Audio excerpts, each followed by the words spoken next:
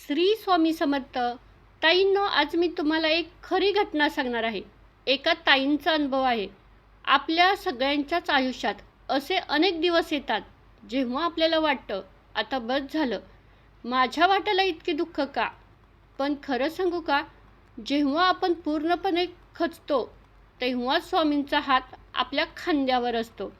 आज मी तुम्हाला एका अशा ताईंची गोष्ट सांगणार आहे जिने संसाराच्या चक्रात स्वतःला पूर्णपणे विसरून दिलं होतं, पण स्वामींच्या कृपेने तिने स्वतःचा संसार कसा वाचवला. लता नावाच्या एका मध्यमवर्गीय गृहिणीची ही कथा आहे. लग्नानंतर तिने स्वतःचं शिक्षण, करिअर, छंद सगळं काही बाजूला ठेवलं होतं. सकाळी उठल्यापासून रात्री झोपेपर्यंत फक्त किचन, मुलं आणि सासरची माणसं. पण एका दिवशी अचानक तिच्या आयुष्यात वादळ आलं. तिच्या पतीची नोकरी सुटली आणि तिची परिस्थिती खूप बिकट झाली. मुलांची शाळेची फी भरायला पैसे नव्हते. घरामध्ये पैशाची कमतरता खूप होती. समाजाला तोंड दाखवायला नको म्हणून तिने कोणालाच काही सांगितलं नाही. पण रोज रात्री मुलांच्या पाठीवरून हात फिरवून ती स्वामींसमोर बसून रडायची. तिची एकच तक्रार होती, स्वामी, मी तर दिवसरात्र कष्ट करते, पण माझ्या नशिबात हे दुःख का. प्रकट दिनाच्या 2 दिवस आधीची गोष्ट. घरात खूप तणावाचं वातावरण होतं. सासरच्या लोकांची बोलणी आणि आर्थिक चणचण यामुळे लता पूर्णपणे कोलमडली होती. तिनं ठरवलंय की आता काहीच उरलेलं नाहीये. तिने स्वामींच्या फोटोसमोर दिवा लावला आणि रडत रडत म्हणाली, स्वामी, जर तुम्ही खरंच आहात तर मला सांगा ना, मी काय करू. मी आता खूप थकले. तिने ती रात्र रडत रडत काढली. पहाटे तिची डोळ्याला पापणी मिटली तेव्हा तिला स्वप्नात एक वृद्ध व्यक्ती दिसली, ज्यांनी तिच्या डोक्यावर हात ठेवला आणि फक्त 2च शब्द सांगितले, उंबरठा ओलांड. तिला काहीच उमगलं नाही. ती दचकून जागी झाली, पण ते स्वप्न खूप वास्तव्य वाटत होतं. दुसऱ्या दिवशी सकाळी तिने धीर धरला.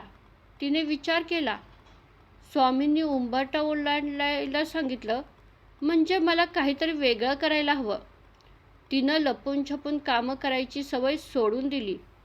तिने तिच्या काही मैत्रिणींना फोन केला आणि सांगितलं की मला काहीतरी काम हवं आहे. योगायोगाने एका मैत्रिणीने तिला घरच्या घरी उन्हाळी पदार्थ बनवण्याचा सल्ला दिला. लताच्या हाताला खूप चव होती. तिने थोड्या भांडवलात छोट्या प्रमाणात काम सुरू केलं. सुरुवातीला खूप अडचणी आल्या. घरातील बाहेरची लोक बोलले, पण तिने स्वामींचं नामजप सोडलं नाही. तिने खूप त्रास सहन केला, पण स्वामींचा धावा सोडला नाही. आज परिस्थिती पूर्णपणे बदलली आहे. लता आज एक यशस्वी गृहिणी उद्योजिका आहे.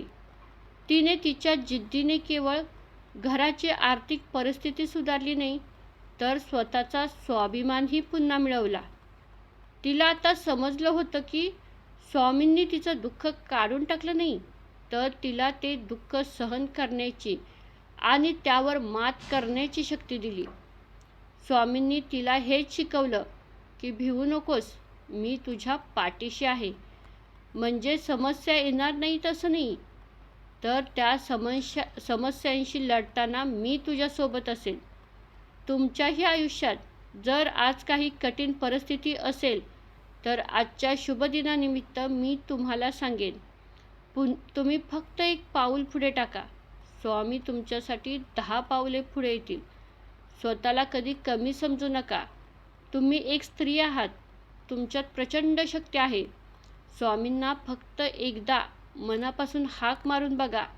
स्वामी नक्की तुम्हाला मदत करतील.